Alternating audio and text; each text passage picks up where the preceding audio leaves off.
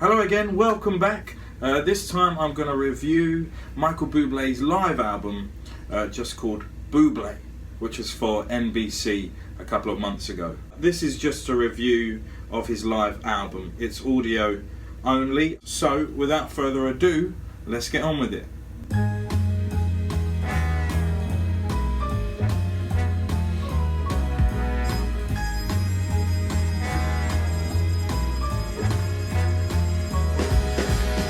One of the things Bublé has done best is somehow mix big band music with the James Bond-esque chord changes. It's to bring to the listener an air of masculinity. Look out everyone, the James Bond of swing is here, and it's Bublé, Michael Bublé. That's what that is. It's sexy and mysterious. Then to sing the likes of When You're Smiling brings a level of levity straight away. To go from the sexy Bond intro into a song about pure happiness and getting over your troubles. It's almost as if it's gone from Roger Moore to Charlie Chaplin in 5 seconds. Which is really just Bublé's way of breaking the ice and sort of winking to the audience saying, I don't take myself too seriously actually, let's have fun. It's recorded beautifully. So far it sounds remarkably like it's in a recording studio. I mean, mainly his vocals. Let's look into this actually, because I haven't watched the NBC special, so let's see his setup for that session. So I'd seen some images where it looked just as if he was singing into a boom mic, a mic that hangs from above and isn't in the shot. But actually I think that was used for sort of some single shots and pieces of dialogue to maybe advertise the show for the TV spots or for any interview scenes. When he's actually singing, it's the usual handheld microphone that you can see here. It's just a great sound. I would say the sound engineer is a god, and that Michael Bublé has really over the years practiced getting the best sound for recording using a handheld microphone. It's no accident that it sounds this good. I think I always prefer the sound of a big band on a live recording. I prefer that to one that's done in a recording studio and then played with and tweaked. Just overproduced, but it sounds a little more raw in a live recording. It doesn't matter how much you play with it, there's still something about it that makes it sound a bit better in my opinion. It's almost as if you can feel the instruments. I think that's the point, that's the difference. It's like you're feeling it in 4D rather than in 3D. I much prefer the live session version of this song rather than the studio recording. The band are great, as you'd expect. It sounds brilliant. Let's move on. That was a little embarrassing, some of that documentary footage, but you know what? My family has given. This medley starts with a vamping intro, which means that it's the same set of chords going round and round until there's a signal to carry on with the song either in the music or given by somebody in the band or fronting the band, like the singer. It's called a vamp. So there's this vamp and Michael starts talking over the introduction. To a lot of people this might seem a little unusual, talking over the introduction and having that kind of setup for the beginning of the song. Even on a live recording, to have the music playing round and round and to have dialogue, it is old-fashioned, and I love it. This is definitely derivative of Sinatra's old Christmas records, and I think actually Sinatra got it from the likes of Bing Crosby, who was his main idol growing up. And they were both live radio performers in the early days, so they would have to sing and speak on radio, and it would very much be in this style. It's a heartfelt speech describing their memories as children and creating an emotional trigger for the listener to be in the song before it's even begun. It's an effective tool and gives the performer a chance to get the audience on side before they start singing, and it shows a bit of humanity as opposed to being like a singing robot. Anyway, let's get into the song. Fly me to the moon. Let me play. Man, he sounds good. He's swinging so well. I don't get when people say he's not a good singer, or they compare him to Sinatra and say that he's nowhere near. I think he's near. He's such a beautiful, and actually he's got an even more distinctive voice, I would say. Fill my heart with song. Sinatra was really the go-to guy for how everybody should sing that song, but Michael Bublé's voice just sticks out a little more. Some Dean Martin, another singer I know Bublé has studied. You can hear it often in his voice. He likes singing like Dean Martin. A little higher on the voice, and there's a fun cheekiness about the Dean Martin delivery that Bublé likes to play with.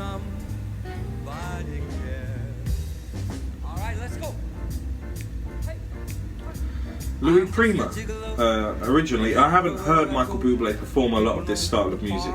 It's not just standard swing and big band music, it's a type of rock and roll slash jump jive style that swings. I'm reminded of his early recordings such as Buena Sera and Up a Lazy River, that's what it's called. Obviously, Such a Night is on his latest studio album, as well as on this album, and it really suits him.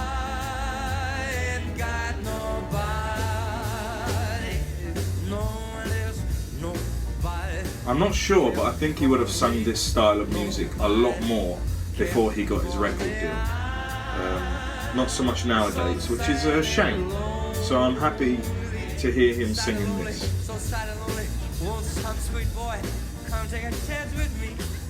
This is a fun song. I sang it also on FLISS GORST's album, which is available in the link below. Nobody cares for me. I love that segue. It's quite a tough note, and he sings it beautifully.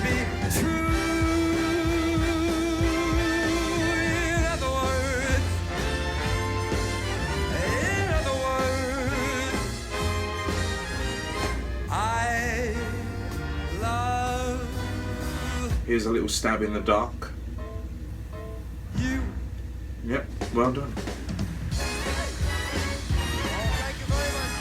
The old Sinatra and Count Basie 1 o'clock jump playoff. It's very cool. It's nice to hear it with a modern production. I haven't heard this particular playoff since Sinatra at the Sands in the mid-60s.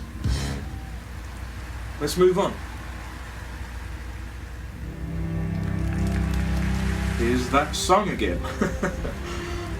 When I Fall in Love. I've reviewed this twice now. I'm thinking it's going to be very similar to the record, especially the way it sounds right now.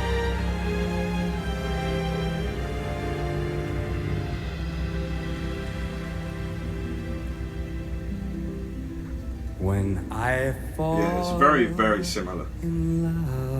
I guess the one thing I can say is that it is impressive that he can sing it with the same warmth live.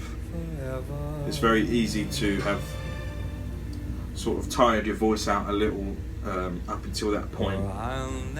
Obviously he's got sort of control over when he's calling action to sing the song, you know.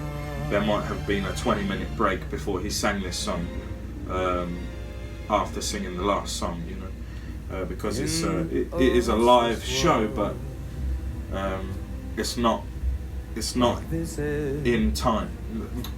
It's a live show, but he can take breaks, you know. It's not like a show that people have paid to go and watch and it's lasting an hour and a half. This was probably over the course of a day or two, maybe longer, who knows. But you know what? This is also very similar to the Nat King Cole version, which I might have mentioned. Very nice. So let's move on. My Funny Valentine. So the first thing I noticed with this one is the much shorter introduction on the live album. On the studio album, the intro is 5 slow bars. It really has a chance to sort of set a cinematic tone.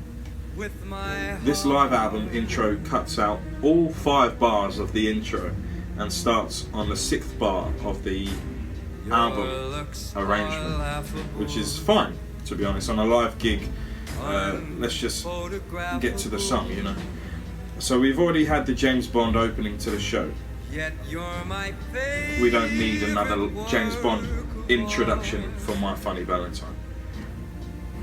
Is your figure less than Greek? Just to continue being very positive, I like the mixture of sounds on this track too. I didn't mention it before, but the modern percussion sounds, it's like a sort of slow train puffing away in the background, which gives it quite a cold and chilling industrial feel. And the kick drums at the beginning, they've been suppressed, which makes them sound quite menacing. Not if you care for me. Stay, little Valentine. This whole version is a lot shorter. In fact, they cut out bars 20 to 30 of the studio album arrangement.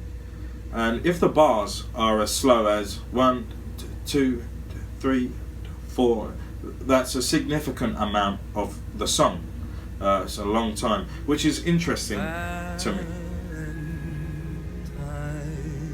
It's very much more just about getting the idea of the song out there to his live audience.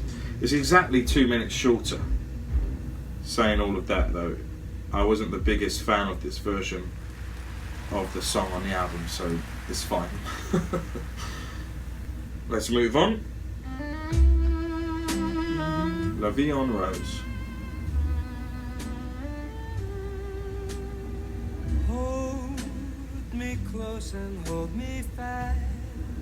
This is another one that's very similar to the recent version on his album, his studio album.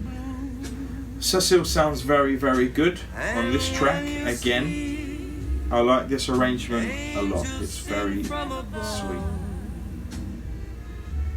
Everyday words seem to turn into love songs. So we're skipping little bits of the song for this video, but they played the whole song this time, and I'm really glad about it.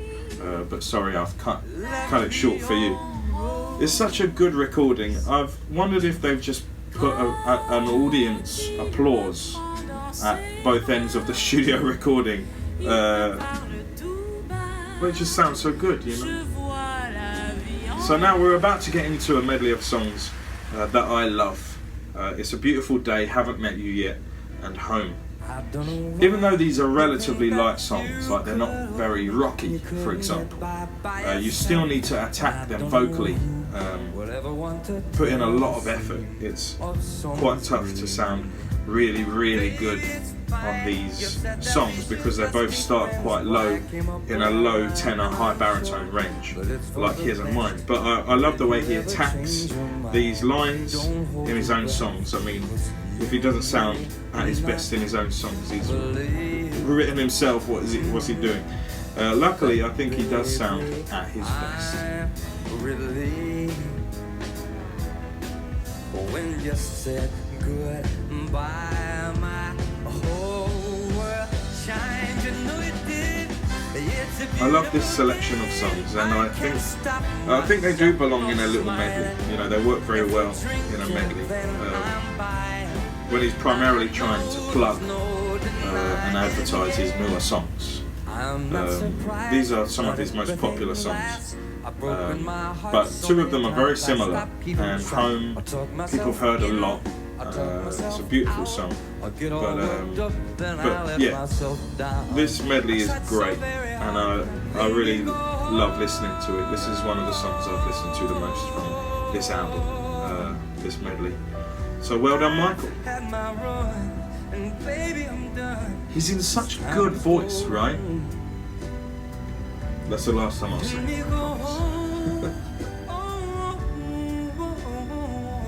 Here we go then. Such a night.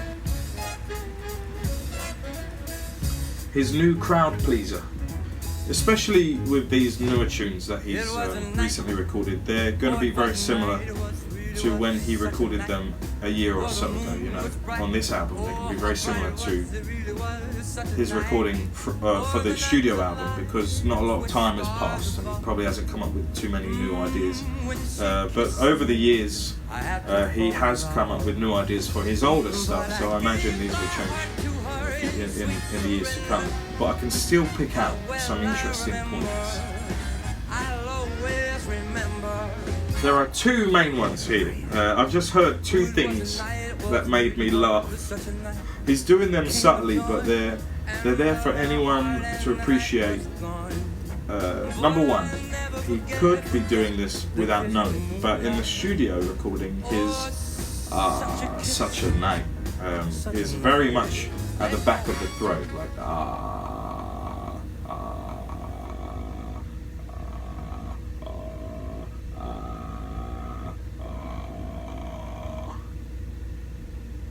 and he's rubbing his vocal cords together in a very relaxed state.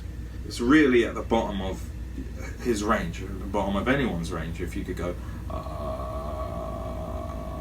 and it gives a good indication of how relaxed your voice is. But on this live version, his is less relaxed, which is understandable. He's several songs in to his set, and you can tell he doesn't trust that his voice will be able to, that it's not loose enough to go down quite as far as that. So he makes it breathy instead, like this. Oh, what a night. It was a night. Which is strangely exactly the same sound he used for the voice of Casey Kasem's voice back on his Caught in the Act DVD, like this. And I would listen to Casey Kasem's Top 40 Countdown. This is Casey Kasem. This is dedicated to Molly, who just lost her father. And Casey Kasem got to the #1 song of the land with Michael Bublé's Home. And I went, oh!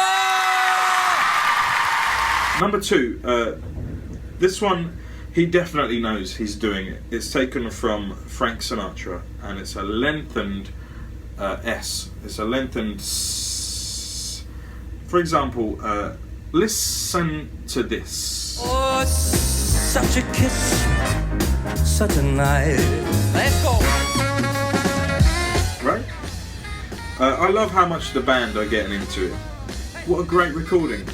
I definitely prefer live albums, and this one has just reminded me the band sounds so good. In fact, I shared my last review on Twitter, and Michael Bublé's lead trumpet player, Jemani Smith, who you may know if you're a Michael Bublé fan, he liked my tweet. So thanks, Jemani. Maybe Michael Bublé has watched that last video now, I don't know. But anyway, Jemani, great playing once again.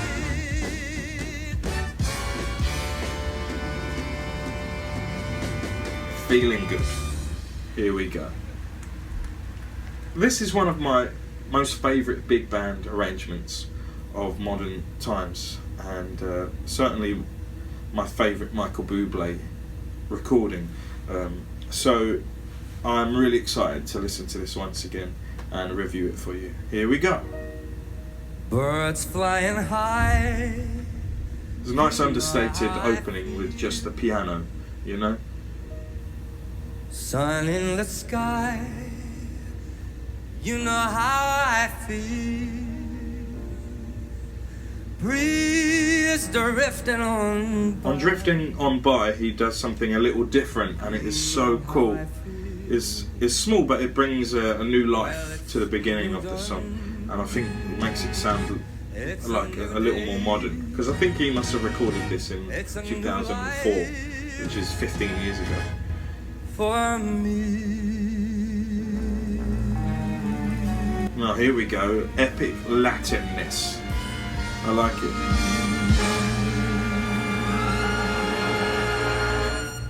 And I'm feeling good. Man, I miss having strings in this recording. I perform it live so much, and it sounds so good with strings. I've never sung it with strings. It's such a clean recording. You can hear everything perfectly. It's crystal clear. Everything has been spaced very, very nicely. Great band break. They slowed down a tiny bit there. And now we're back into the first take.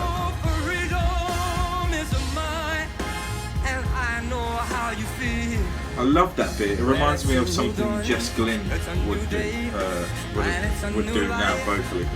He's not going as high as in the studio recording, which is annoying a lot of people. I've heard and read some other reviews, and his fans some of them are turning against him for taking it easy sometimes in his live shows and recordings. It's not even as high as on his older live recordings where he took it down. So he's taking it down even lower. He's preserving his voice a little more. And big finish, which is very tasteful. Nice and effective. Well done. That's great.